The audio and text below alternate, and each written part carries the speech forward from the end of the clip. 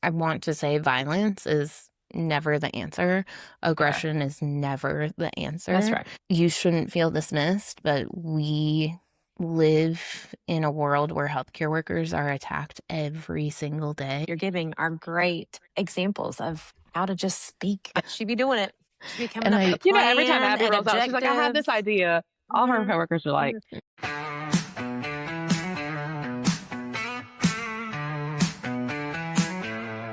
hey, everybody, it's Kaleigh. Welcome back to Banter at the Bedside.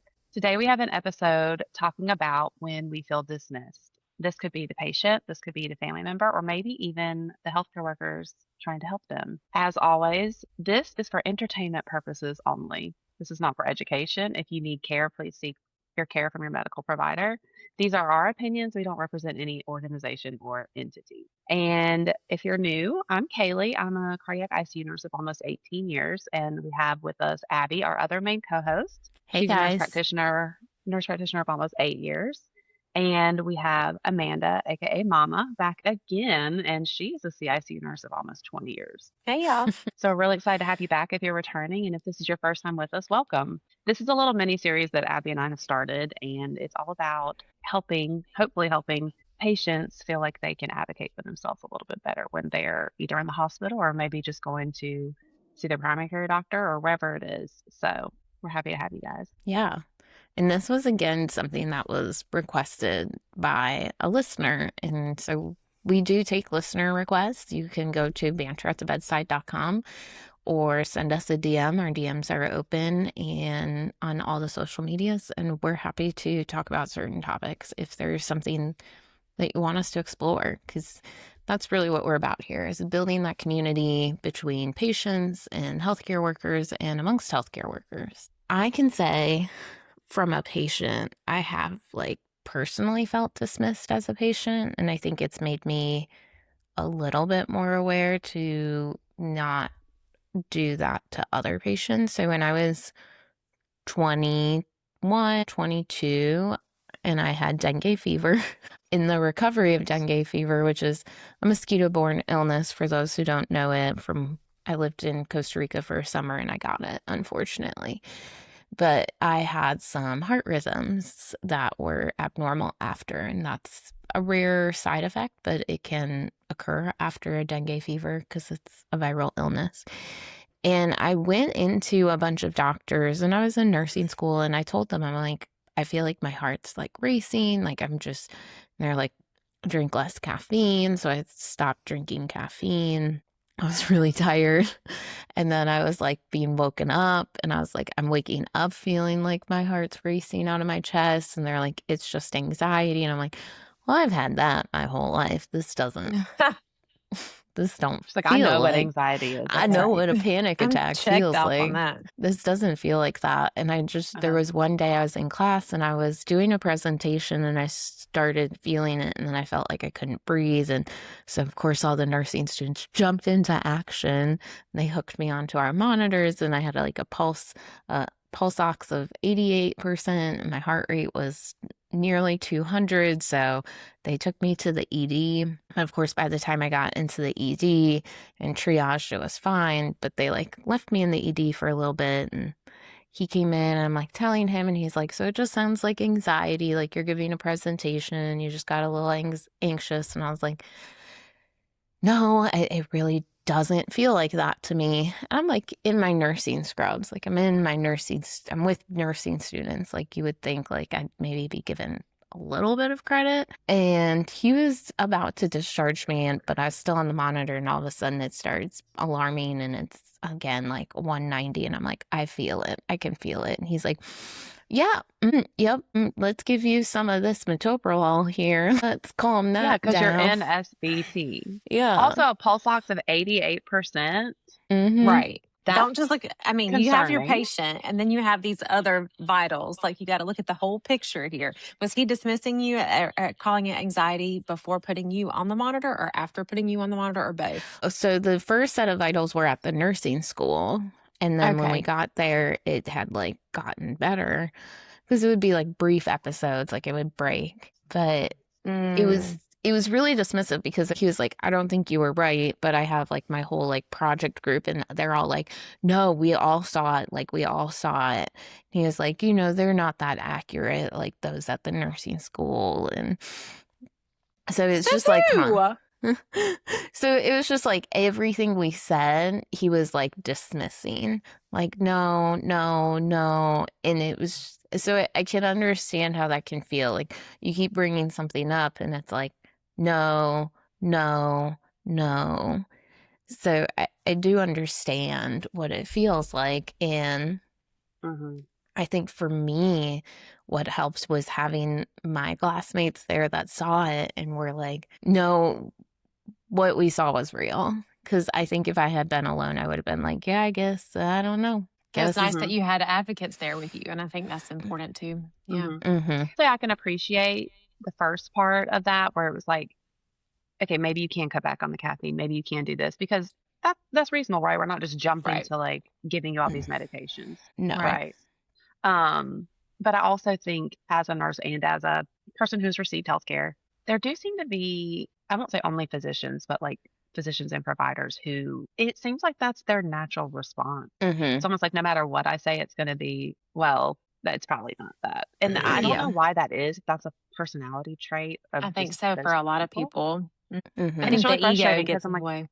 yeah, like why would you go into a field where your job is literally to help people if you're not even going to listen to And them? listen. And listen. And I don't get it. I don't either, because in NP school for me, like one of the things that they taught, like you get these histories, and I was taught ask what they think it is, because you'd be shocked how often patients are accurate. Like even my mom last year, she called me and she was like, I just threw up and I have this bad stomach pain. And I'm like, I'm like, it could be so many things. What do you feel like it could be? She's like, I think it's my appendix. And I was like, okay, go to the hospital. And when she eventually went to the hospital, which is another part of the story for a different day. But when she did go to the hospital, it was her appendix. And it's like, you would be shocked how often, like as a patient, they know, like there's just something in our body that's like, it is this. And it's so dangerous though to dismiss people like that because it's just anxiety. Well, now they're probably going to have anxiety about going to the doctor. And maybe they won't go seek care the next time and it's something real. So it's just, it really bothers me when I hear patients and family members or other people say that that has happened to them. And they might be crazy pants and it might be nothing, or maybe they come in the hospital all the time, or maybe it is just anxiety. But either way, we still have to treat them. We have to listen to them. Listen to them. And every patient's symptoms are going to be different. I mean, we deal with a lot of MIs and not everybody has the same kind of symptom. And that's why we go in and say, tell me about your day. When did this start? How long has it been going on? Were you sweaty? Were you diaphoretic? Were you short of breath? And not everybody's going to experience that. Some people are going to have just abdominal issues, especially in some of the female population. And you can't just lay a bunch of, not everything is black and white. There's so much gray to our job. And patients know their bodies better than we do. Yeah, we're there as providers and nurses to take care of them, but we don't know their body. We don't live inside of them. No. And how many times have you been humbled when you've had a patient like that and they're like saying their chest hurts or whatever it is? And I'm like, I think maybe they're having some anxiety because they did have a heart attack, right? And now they're freaking out over every little thing. Or something like that happens and you're just like, it's probably just this or whatever. And then whatever happens and you were completely wrong and something big happened and you're like, ooh, that could have been bad. Because no matter what, I'm still going to report it. We're still going to treat it. But in my head, maybe I've had a thought like, they are really just wigging out. This is not. And then it's like, oh my God, their LED has closed all the way down. Like that. And so, things like that happen and it really puts it into perspective where it's like, I need to cut that out. I just need to cut that out. And it's easy to do as humans. I mean, it's like the boy that cries wolf, right?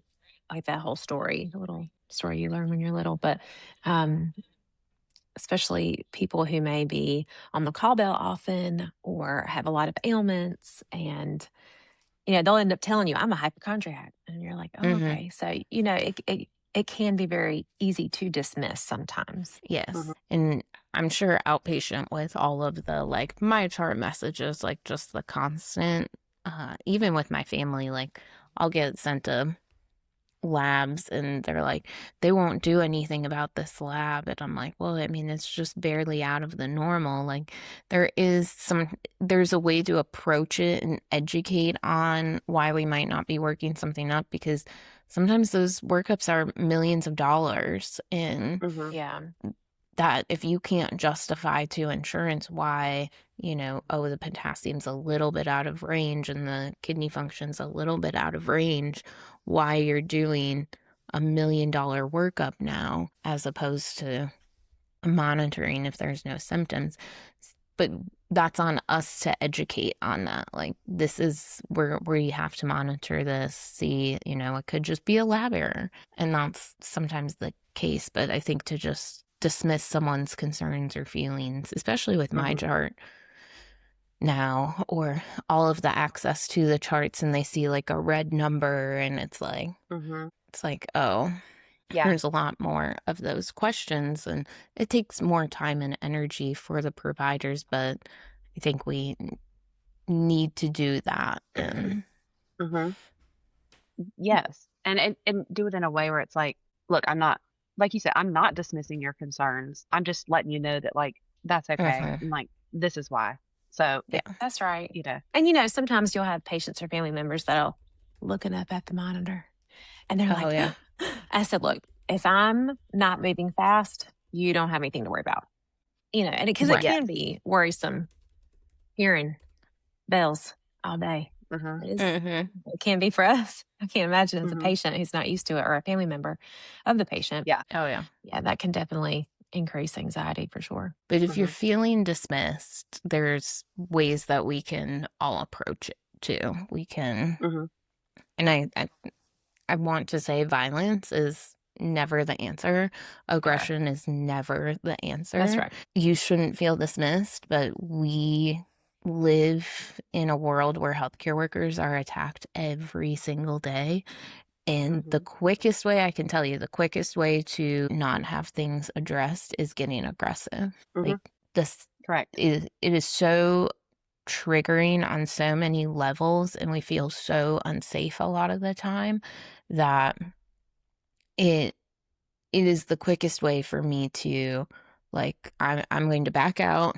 I'm going to collect my thoughts, probably call security, and then once security's here, then I can come in and address things with you. Or like in the hospital, it's the quickest way to get you kicked out. To get that family member kicked out. And that happens. It does. It does. Like my last facility, if you were kicked out, you were kicked out for life. The only way you could come back into the hospital would be if you were coming in through the ED, and that's because as a patient, and that's just because of federal laws. But you would get kicked out. You would never be allowed to come and visit any family, whether they're dying or not. Like, you were fully trespassed. Like, they would, yeah.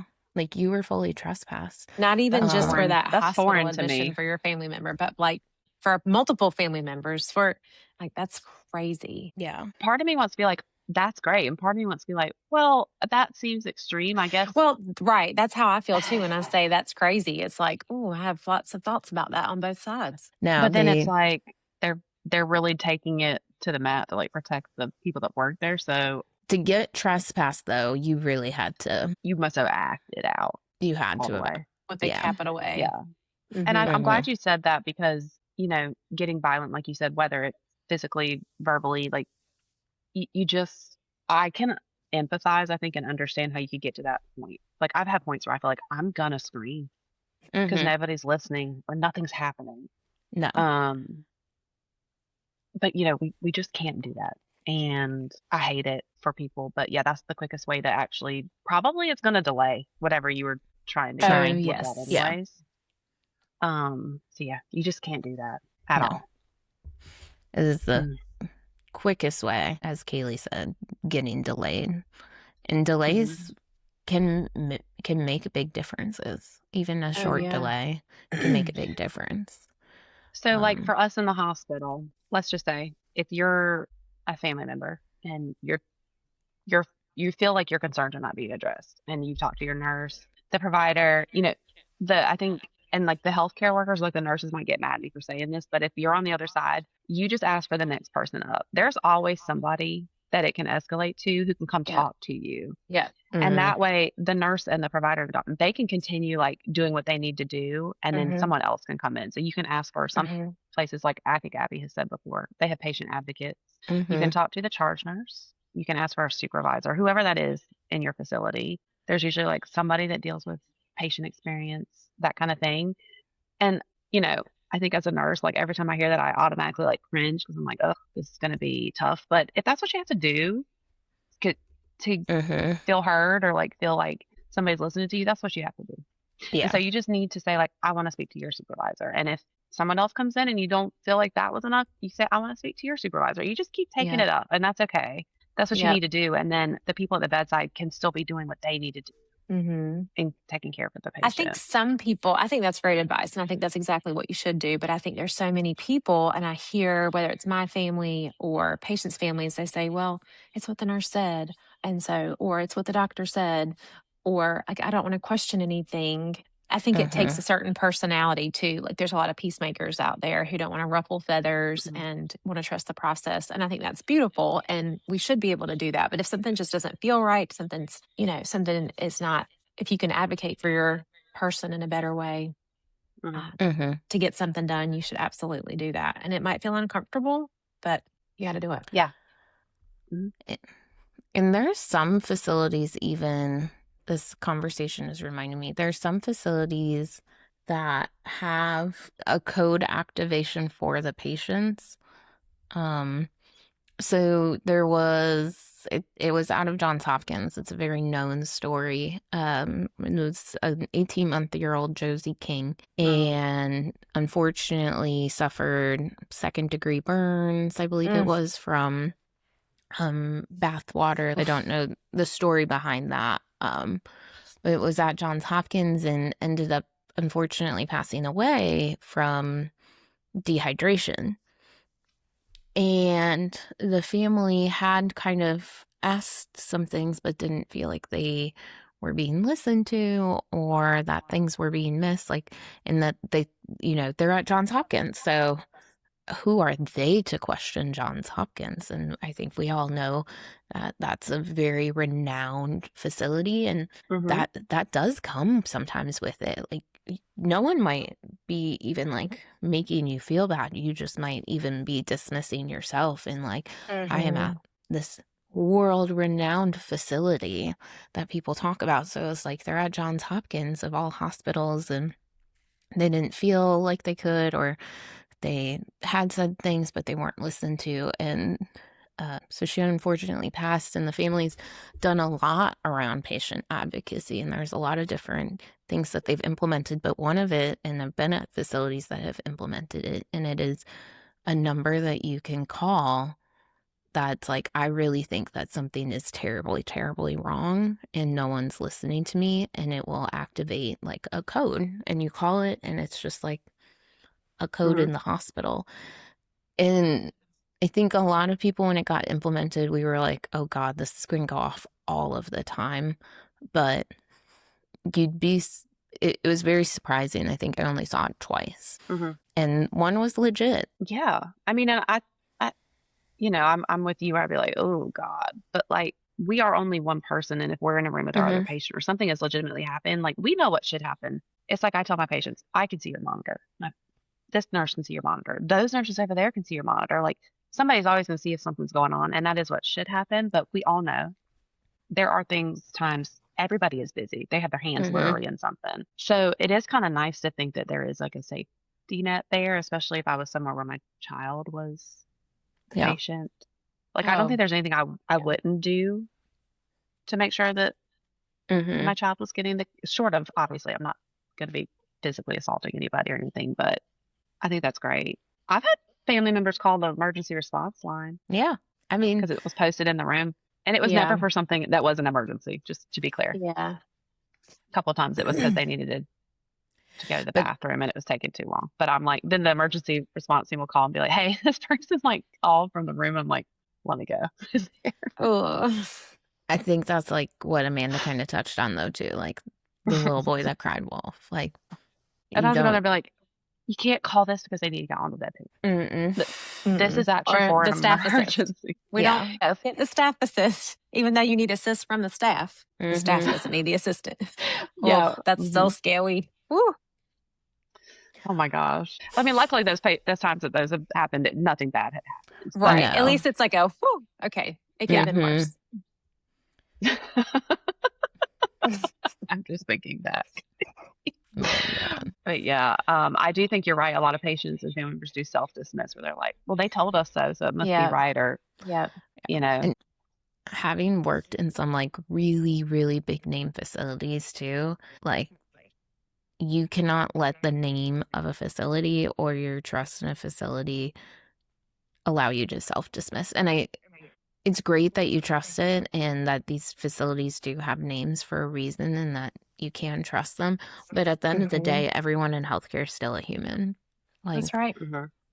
and You should trust where your facility, like your closest facility is. You should be able to trust it. You should be able to trust all of your physicians, your mid-levels, your nurses, your nursing assistants, like everybody. But again, we are all human. Yeah, we're human. We have checks and balances in healthcare for a reason, but that still messes up. Like even AI, even charts. Like I just had one where someone came in unknown and we found the original chart, but then the system merged the wrong patient's chart. So we still didn't have the right chart. So then we had to unmerge and that's a huge deal. That's yeah. But that's a big deal. And that was just the technology. The technology messed up. But you verify everything in that chart with the patient or the family, and that's why. Yeah. You check their allergies when they come in. That's right. You check the new armband. Right? You get a new armband at our facility coming from another facility. I'm still going to say, hey, tell me your name, tell me your birthday every time. And sometimes I will say in the ICU, I can get very focused on what I'm seeing, and then if family is talking to me about something, like it will put a little seed in my head that I might have to like circle back to. But if something is actively going on with the patient that I'm trying to fix, like it's not that I'm dismissing you, it's that I'm very zeroed in on the patient. Well, and we can just say that to them too. Like just give them that reassurance, like, hey, this is a big deal that's going on right now. What you're saying is important to me, but I do need to address this right now. As long as you just tell them. And I literally had to do that close that yesterday. We were trying to check off some blood, and like the patient was fine, but there was a lot going on, and we needed to get the blood going. And I wasn't the primary nurse; it was the charge nurse, but we were trying to check it off, and then the family member showed up right then, and a lot had happened, and she was like, well, what's the plan? What about this? What about this? And I was like, I'm gonna give us just a second. Just give us just a second. Finally, I had to be like, we're going to check this blood off, and we're going to take 5 minutes, and then I'm going to come over there and I'm going to sit with you, and I'm going to give you a full rundown of everything that I know. I was like, if you'll just give us a minute, because this is like, we have to be like very specific with this and pay attention. Well, that's great. And she was like, okay, thank you. And that's what I had to do. And I was like, I'm sorry, I didn't mean to like push you away, but like this is something really serious, and we have to do like these checks and be focused. And she got it. And sometimes it's just that much. And I can understand like what you're saying, Abby. If you're dealing with an emergency or something is happening, I think that is probably for us the times when we might quote unquote make somebody feel dismissed. Because it's just right now, my time and energy has to be on this emergency thing. I'm putting this needle in your body. I'm giving this medication. I need to make sure it's right. I'm programming this comp. Or this like week, you just talk to them. When we had to start chest compressions, and I had to excuse the family member out of the way swiftly. You just got to do it sometimes. Yeah. I think for those that are in healthcare, I think the key to take from this is the circle back, right? In those moments. Don't just do it and then leave them hanging, like circle back. And if you say you're going to come back, come back. I know the nurse. And we might forget sometimes. Like we forget. We might and forget. I feel bad. Yeah. And I do think that they're like, you said you were coming back with that and you never came. I'm like, and you're right. You're right. So sorry. Right. And it's like, I am so sorry. I did. But it happens. Mm-hmm. we're all It does. human. We are all human. I will say, when I was a bedside nurse, I was in charge of implementing purposeful rounding, hourly rounding. Mm-hmm. For sure.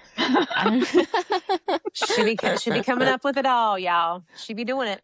She be coming up with a plan every time Abby and rolls out, she's like, I have this objectives. idea. All her coworkers are like, But it's not just an idea. It's a proper thought of, proper written out with the objectives and the plan and the conclusion. how we're going to measure the outcomes. It is. It's just so It's funny so professional. because she's so professional. This Abigail. Oh my God. What? Do you What? remember when we had this hourly rounding thing and we had these magnets on the door and they wanted us to go and it would go from like 8, 9, 10. Yes. They wanted us to go move it every hour. And I'm like, yeah. Oh yeah. It would be 12 Yeah, it was o'clock like- and I'd be like, oh shoot, let me go move it to 1. It's like, it was such a funny way of trying to implement the hourly rounding. I'm like, I could just go, like, how do you know? Like I've walked in this door 50 times and I haven't moved it, but I've been in here. Right.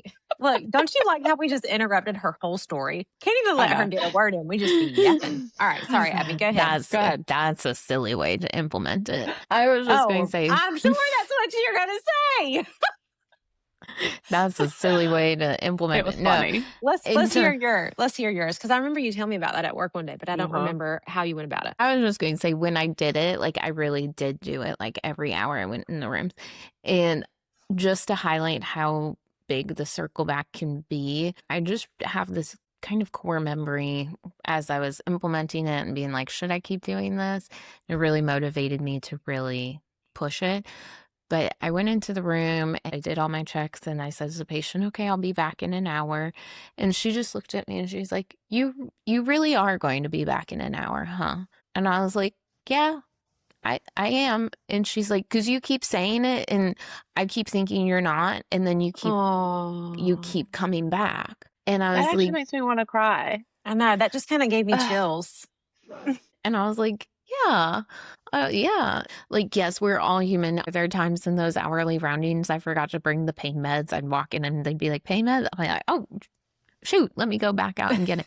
But just the simple, like, consistency for our healthcare workers, like, it really can make a difference. There are lots of people in the world where people tell them they're going to do something and they don't do it.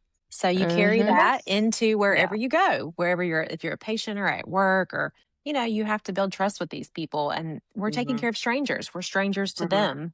And that's right. They can't necessarily, some people you're guilty until proven innocent. And some people you're innocent until proven guilty. But, I'm sure she had her own situations and experiences. So I'm sure that meant so much to her. Did you ever have a patient that were like, can you leave me alone? Like, I'm trying to make a nap. Don't come in here.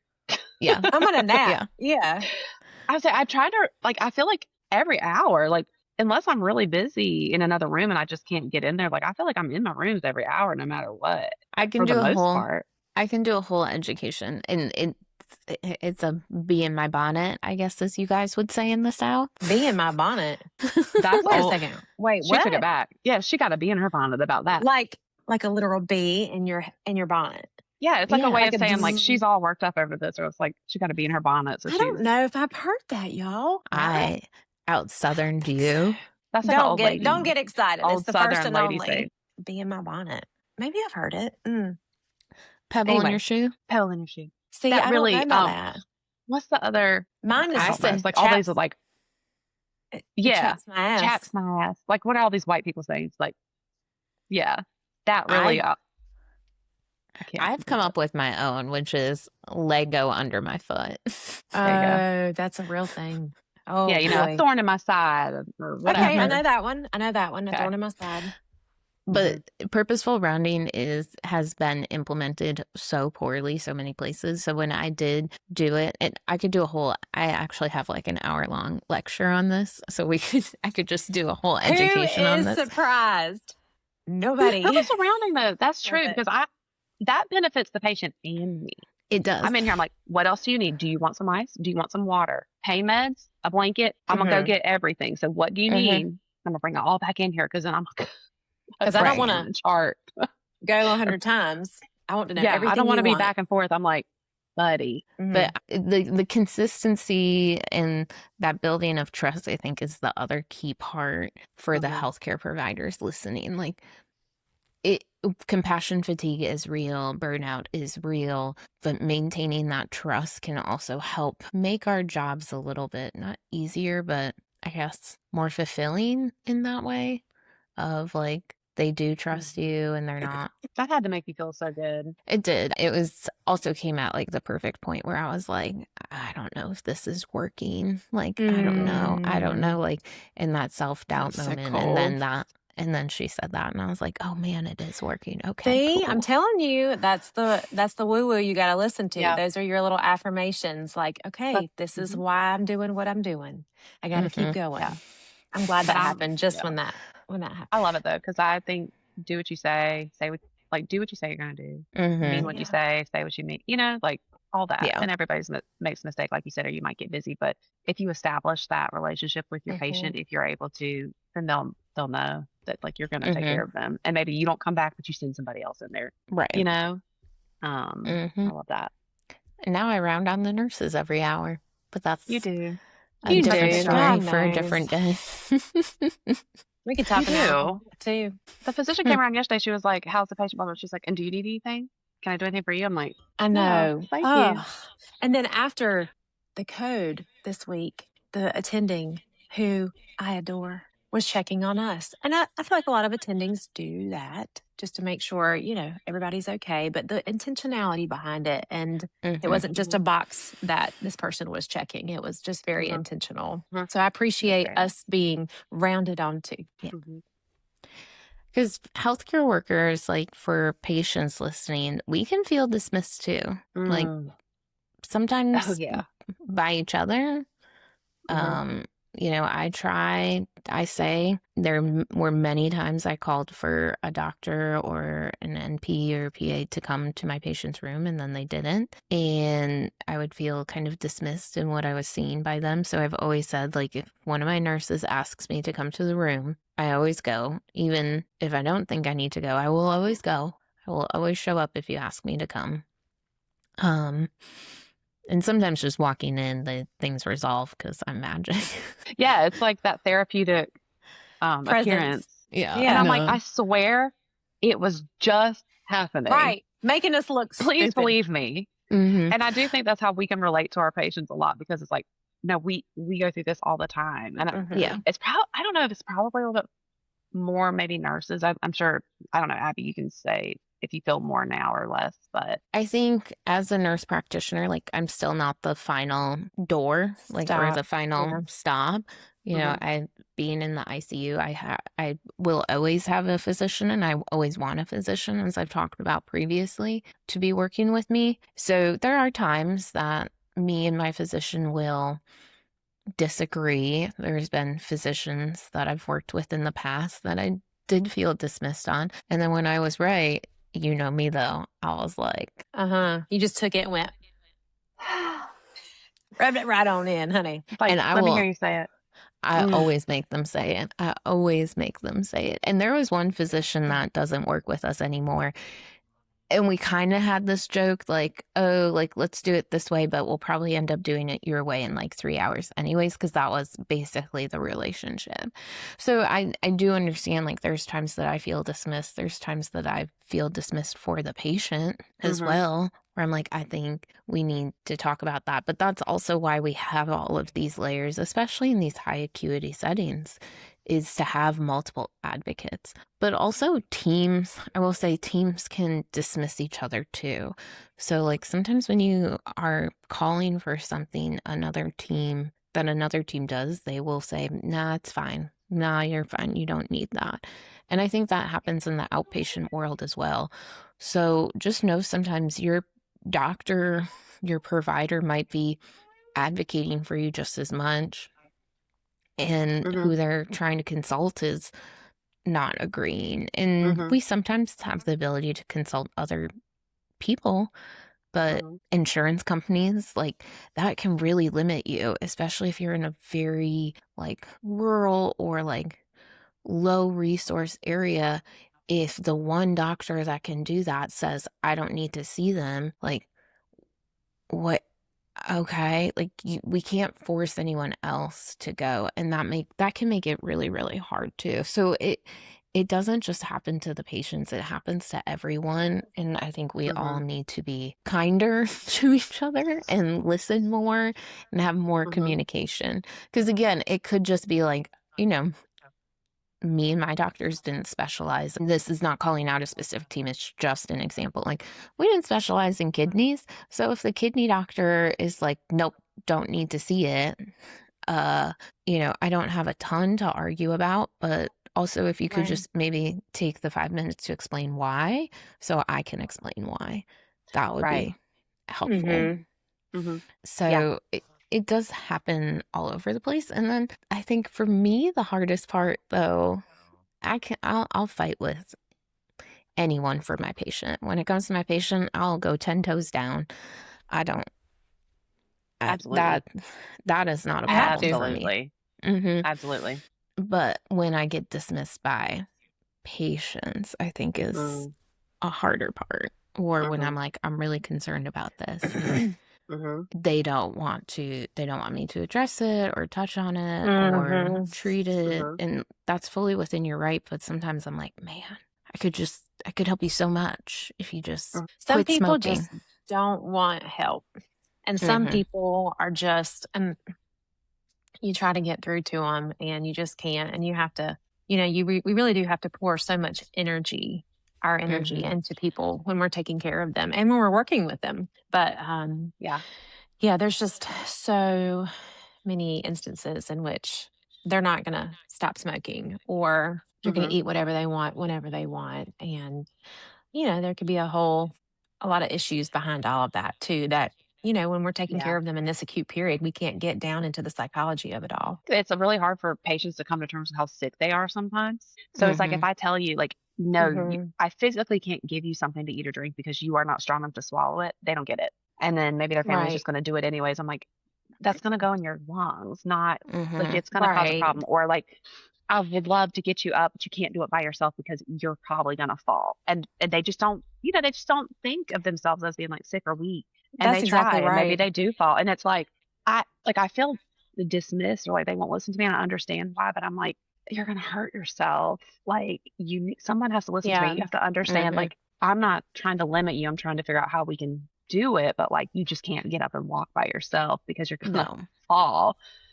Or we get So, those STEMI yeah. patients and they get thrombolytics from the outlying facility and they come to us Uh-huh. and they say, well, I feel fine. I'm going home. hmm I'm like, Yeah. oh no, brother, you ain't. And Uh-huh. these are the reasons why. Yeah.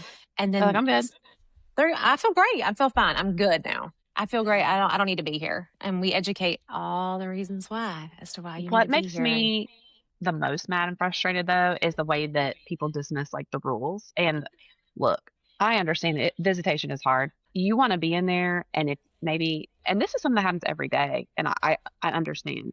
You're trying to come visit your dad or your whoever that's super sick, and you have a kid, and you don't have anybody to watch your kid, and you can't leave them at home, so you bring them, and then you get hmm up here to the ICU, and like they can't come back. How frustrating would that be? You Oh know what I yeah. mean? Like, so you're really in a hard place. But Mm. like, if I go in there and say, "Hey, I'm so sorry," like, they're not allowed back here. It's not me. It's the policy. Like, I'll get in trouble. Like the whole thing, and they're Hmm. just like, "Well, I'll be gone in a little bit." And it's like, Yeah, I don't appreciate that okay, attitude. And if you come at with a better attitude, I mean, there's been times where I've gone out to the waiting room, which they don't need to be out hmm there now how, but I've gone out to the waiting room and sat with that little 5-year-old so that way sure, his mom could see her father who sure, was unwell. So there are going to be times that we bend and there are going to be yeah, hmm times when we break rules and there's going to be yeah, times where we ask forgiveness instead of permission because hmm um, you can tell when, yes, not every family is super close, but or friends or whatever. hmm Um, but, there definitely are times where rules just need to be bent. yeah, two at a time. Switch out as much as you want. Blah hmm blah blah blah, and da da da. And then they just like, and I'm like, that makes me feel dismissed. It makes me I feel, know. a certain type of way. And it is at the end of the world. No, It's not. but It's there's all avenues. I guess everybody feels that way, but I am paid. I'm going to my job, so I can deal with it. It's the patients and the families.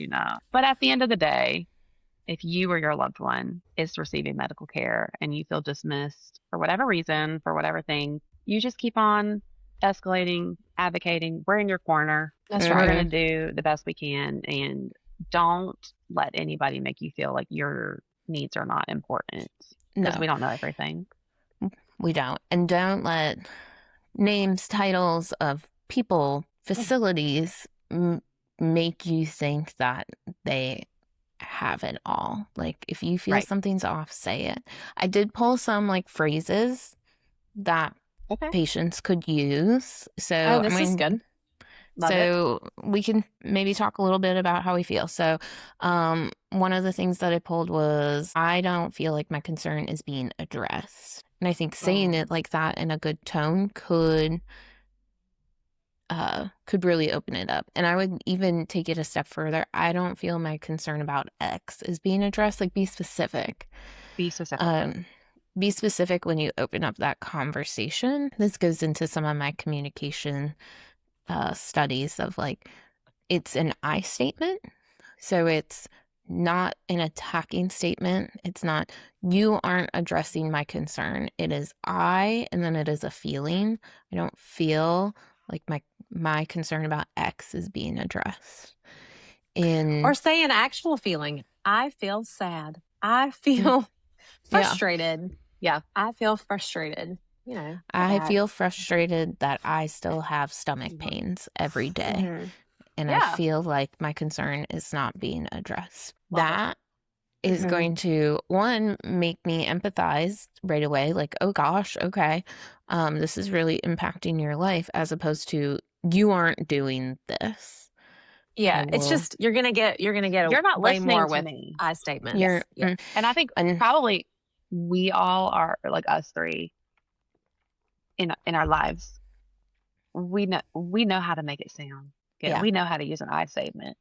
As much as sometimes I don't want to. But I think that's a great like script, just something that you can say if you don't know how else to say it. I love that. Another thing, it's if you have opened that and they kind of give you some big medical jargon, you can be like, can you please help me understand why we're not addressing X? Or some people really are timid about having that basically translated, for lack of better words, from medical terminology to standard jargon. You know, it's just like the layperson, how they can understand. They just say, okay. And then sometimes in that moment, you don't know what to ask. No. So even when your nurse provider of any sort come in and you're kind of flooded with a bunch of information, keep something with you, whether it's the notes app on your phone or a pad and a paper, and write your questions down, because you're probably going to have questions afterwards. And, you know, we always, as nurses, love to be able to translate what physicians or mid-levels are talking about. But sometimes even we talk to you and it doesn't make sense. So always clarify, like, you're allowed to ask questions. This is not our way thing. This is your body and you deserve to understand what's going on. And then the other one that I came up with is, if you are angry, if you are having big feelings, and I don't mean to like, I realize that was kind of big. That's what you do. That's what you do, though. If you are angry, if you are having big feelings, you can, in the moment, say, can we revisit this conversation in X amount of time? Or if you just remove yourself and come back and say, I would really like us to revisit our conversation from earlier regarding X. I feel like we're in couples therapy. That's what I feel like. We're teaching people how to do couples therapy. But it's important, whether it's your spouse or your partner or your friend, your family member, no matter who you're speaking to, your medical provider. It's just a good standard. Abby, the examples that you're giving are great examples of how to just speak. I mean, it kind of is. I mean, it is it can be a very tense coupleship, though, between healthcare workers and the patient. So, I mean, it is. It can. But it's like, they'll say, like, I don't understand. I'm like, okay, do you not understand, like, the actual words, or do you not understand the concept? Like, break it down for me. What don't you understand? Because some people have a 5th grade education. Some people can't, like where we live, you know, which I'm sure is really everywhere. But where we live, there are people that just don't know how to read and write, and they understand a lot more than obviously they can actually write. But you really have to speak differently depending on your patient's Mhm. education level, your patient's, if there's any disabilities. There's so many things to take into consideration. So, like you're saying, Kaleigh, to go back in and really clarify what it is that they don't Mhm. understand is so important. It Mhm. is. And it's also my doctorate's coming through my studies. It is also like us having to switch how we talk so much. It's hard. And it's Mhm. hard if you aren't aware that you have to do it and train and practice it. So even as a nurse, they will go from talking to a patient at their level, step outside of the room and start talking to me. And then I want them, don't talk to me like I'm a fifth grader. Talk to me like I am Right. a master's prepared nurse practitioner Mhm. that's been doing this 8 years. But Mhm. I have in my studies become aware that that is hard. That is a skill that we're not taught, and it is a skill that we need. And so Mhm. sometimes we do need to be reminded, like, you are talking way up here, and I need you down here. Like, Mm-hmm. That's you're right. talking at Yeah. your doctorate level, and I need you. And I have to say that even to my physicians sometimes. I'm like, you're saying that like you're talking Oh, for to. sure. I'm like, we are on a And I cellular think level, and I need to be on a gross level. people want to sound really professional to their patients, and Yes. I totally get Hmm. that. I care less about Yeah. you thinking that I know all of the big words than I care about you understanding what I'm saying. But Yeah. how do our patients honestly feel heard? Think about the providers, some of the physicians, Mhm. cardiologists that comes in there, and they're Mhm. talking, hey, Mr. Smith, tell me why you're here. Oh yeah. Where do you live? Oh yeah, you hunt too. And that, Mhm. you just Hmm. start getting that rapport with patients. And I Mhm. just remember one cardiologist. I think I know We all the know. late and the late and the great. Great. Ugh. God bless, Mhm. who I adored, but would just come in and just make these country folks feel so at ease. And Mhm. he would Hmm. sometimes he would throw those little, STEMI or LED or, you got Mhm. to explain what that means. But, and we would translate, but that man had patients that adored him, all Hmm. because he related to them. And so, Yeah. as a provider, as a nurse, if you can just relate to your patients and help them feel comfortable, because we are strangers, Mhm. like I said earlier, Hmm. but just being We are. able to speak on their level and meet them where they are. I know what one you're talking about, and Mhm. he would be like, "The heart's like, you know any plumbing? You know Hmm. any plumbing? Uh-huh. Plumbing and Okay, electrical system of the house. You know the house? Mhm. You got you your know the plumbing, house, you Mhm. got and your you, electricity. and that's the heart. Mhm. So I'm gonna Mhm. be fixing the plumbing." Mhm. Hmm. God That was Mhm. knows. great. Mhm. So, Mm. I loved it. He would draw a picture on the board, and that's so Hmm. helpful.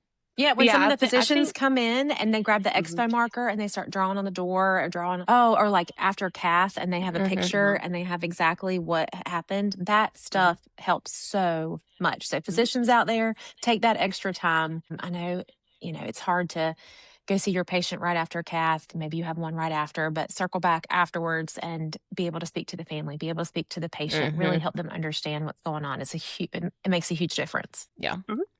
I agree. Yeah. But I like Well, having the statements out there, the script. I yeah. thought it was helpful. Hmm. Hmm. Mhm. And if anyone wants more scripts and to get my doctorate in it, I can help you. Yeah. Or maybe you have something Maybe and, you Yeah. have, you know, yeah. Yeah. Tell us what you think. If mhm. you have Or if, stories. yeah, if you've had an interaction as a patient or, with Hmm. a loved one, Mhm. give us your story. How Maybe did one you? that, like, if there was something positive that happened or made you feel at ease, or maybe something that you didn't appreciate. Both Mhm. sides would be great to hear. Hmm. Yeah. And how you addressed it, or how you might have used some of these things that we talked about. And we hope it gives you a little bit more insight too, to kind of how these things affect us and everyone's intentions in healthcare. There are no malicious people, I believe, in healthcare that join this to be bad. Make sure you follow us. We have our website up, banteratthebedside.com. You can send us messages and leave us a review. We really, truly do want to hear from you. And until next time, from all of us shift talkers here at Banter at the Bedside, bye. Toodaloo, y'all. What was that? Oh, I don't know. toodaloo. I just felt Toodaloo. it. I just I felt just, it. It was, you felt it in your soul. yeah, duh. That's why I be doing things when I feel it in my soul. Toodaloo. If this felt like your kind of conversation, make sure you're following, leave us a review, and we'll see you back here soon. Bye. Step into the light where the story